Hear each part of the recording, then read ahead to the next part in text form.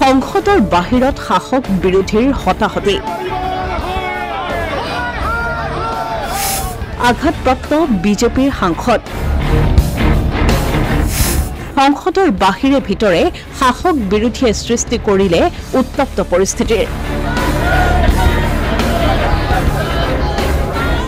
বৃহস্পতিবাৰে দেশৰ সংসদ ভৱনৰ বাহিৰত সৃষ্টি হ'ল অভাৱনীয় পৰিস্থিতিৰ কেন্দ্ৰীয় গৃহমন্ত্ৰী অমিত শাহৰ আম্বেদকাৰ সম্পৰ্কীয় মন্তব্যক বিতৰ্কিত আখ্যা দি বৃহস্পতিবাৰে সংসদৰ বাহিৰে ভিতৰে কংগ্ৰেছে প্ৰতিবাদ সাব্যস্ত কৰি সৃষ্টি কৰিছিল উত্তপ্ত পৰিস্থিতিৰ কিন্তু এই ক্ষেত্ৰত বিজেপিয়ে কৰিছিল প্ৰতিবাদ সংসদত অমিত শাহে দিয়া মন্তব্যক কংগ্ৰেছে অপব্যাখ্যা কৰা বুলি আৰম্ভ কৰিছিল বিজেপিয়ে প্ৰতিবাদ সংসদৰ প্ৰৱেশদ্বাৰৰ সন্মুখতে বিজেপিয়েও কৰিছিল প্ৰতিবাদ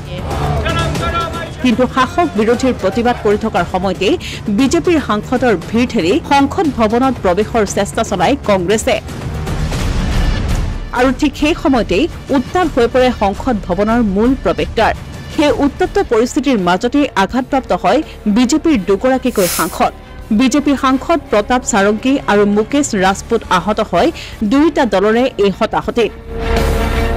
বিজেপিৰ সাংসদ প্ৰতাপ সাৰংগীৰ অভিযোগ राहुल गांधी ठेली दियार फलते मूरत आघातप्राप्त হয় बीजेपीर सांसद गराकी राहुल गांधी एक एमपी को धक्का लगा मेरे ऊपर गिर पड़ा और मैं नीचे गिर गया किसने धक्का मारा राहुल गांधी ने हाँ राहुल गांधी ने धक्का मारा राहुल गांधी कौन सी जगह पे सर किस जगह पे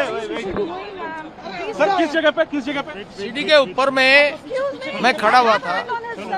और राहुल गांधी ने आकर के एक एमपी को धक्का लगाया वो मेरे ऊपर गिर पड़ा और इफाले राहुल गांधीয়ে এই অভিযোগ নচ্ছাত কৰি বিজেপিৰ সাংসদসকলেহে ৰাহুল গান্ধীক সংসদ ভৱনত প্ৰৱেশত বাধা দিছিল বুলি মন্তব্য কৰে तने आपके शांत हो जाए आपके कैमरा में होगा ये पार्लियामेंट की एंट्रेंस है